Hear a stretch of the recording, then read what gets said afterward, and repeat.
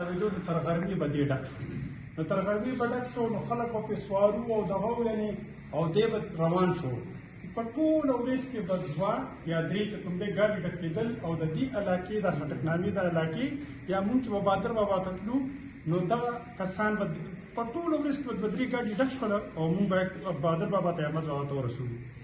اوس چې دغه بیا دې ته ګورو چې 1947 کې چې کوم دی ریفرنډم کېږي مانکي صاحب الله یې هغه جهان ښایسته کړه هغه په مانکي دغه دي او قائد اعظم محمد علي جناح ته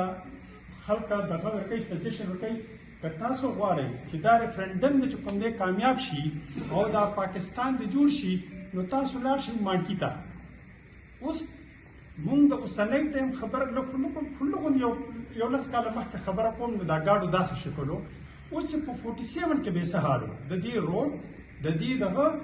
خو بیا تاسو د دې مقام وګورئ چې په هغه ټایم کې دا مقام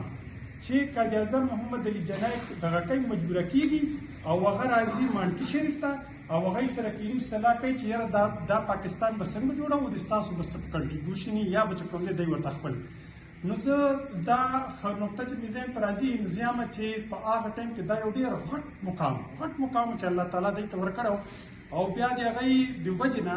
هغه چې کله رالو او دلته کې کوم ریفرنډم وشو نو که د هغې تاسو تعداد وګورئ نو د هغې کې چې کوم ووټونه په هغه ټایم کې اچولي شوي دي نو 2,83,000 دا په فیور کې اچولي شوي او د هغې ریفرنډم په هغې په مقابله کې 2,000 سمثینګ اچولي شوي نو دا د دک کورنۍ دا د دی خلکو چې کوم دی لکه کنټریبیوشن و دی ګلی ته تللي دي دی کوڅو ته لاړل دی علما چې کوم دی راکه راغونډ کړل د دې خپل فالوور دا ټوله علاقه که تاسو وګورئ دا د دې فالوور دي نو زه وایم چې دا خبره چې دا پاکستان جوړ شوی دی او په هغې کې د دی کنټریبیوشن او د هغې دغه مونږ وګورو نو دا د دې مقام ډېر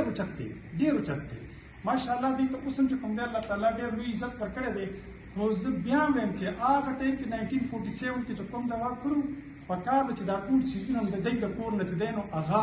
سټارټ کېدی خاص کر مسلم لیگ بیا دلته جوړېدل بیا د هغې چې کوم دی فارم کېدل بیا اسټبلیش کول نو دا ټول کریډټ چې کوم دی د دی کورنۍ ته ځي.